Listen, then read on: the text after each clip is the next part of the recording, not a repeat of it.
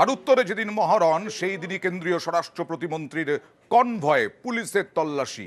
নির্বাচনের আগে নাকা চেকিং বিভিন্ন জায়গায়, সেই নাকা চেকিং কেন্দ্রীয় স্বরাষ্ট্রমন্ত্রী নিশীথ প্রামাণিকের কনভয়ে এসডিপিও ডেপুটি ম্যাজিস্ট্রেটের উপস্থিতিতে তল্লাশি। দিনহাটায় নিশীথ প্রামাণিকের কনভয়ে তল্লাশি। দেখুন সেই ছবি। नहीं मैडम मजिस्ट्रेट आपका आई कार्ड कहाँ है? दिखाओ, आप आई कार्ड लेके आओ मैडम, मैं फोटो लूंगा, मैं लिखूंगा एमएच को। आप दीजिए पहले पुलिस ऑफिसर का लीजिए जो आपसे बहस पहले किया। प्लीज मैडम आप आई कार्ड लाओ पहले। कैमरामैन ये खोलिए प्लीज। क्या आप मेरी 8+ की कारपेट में सिक्योरिटी बॉक्स में कुछ इंस्टॉल कर दोगे? मेरा ध्यान इन कैमरा नहीं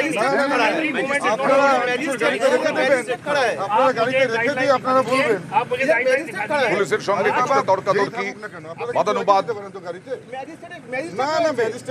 आप मजिस्ट्रेट आप गाइडलाइन लेके आना ना, आप 8+ के सेंटर তিনি বললেন এর আগে যখন রাহুল গান্ধীর হেলিকপ্টারে, অভিষেক বন্দ্যোপাধ্যায়ের হেলিকপ্টারে তল্লাশি হয়েছে তখন তো প্রতিবাদ করেননি। কি বললেন উদয়ন গুহ? দেখুন।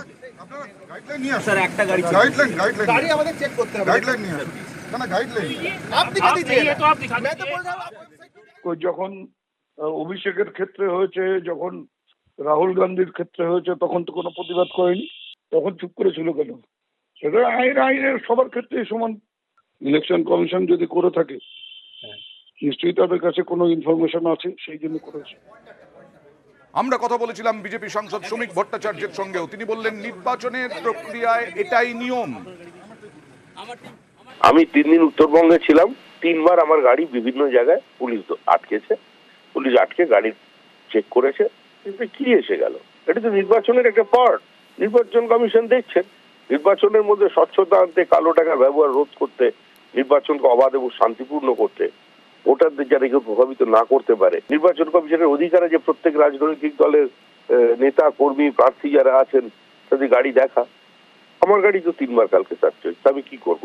আমি অবস্থানে বসে পড়বো? আরো একটা গুরুত্বপূর্ণ খবর, এই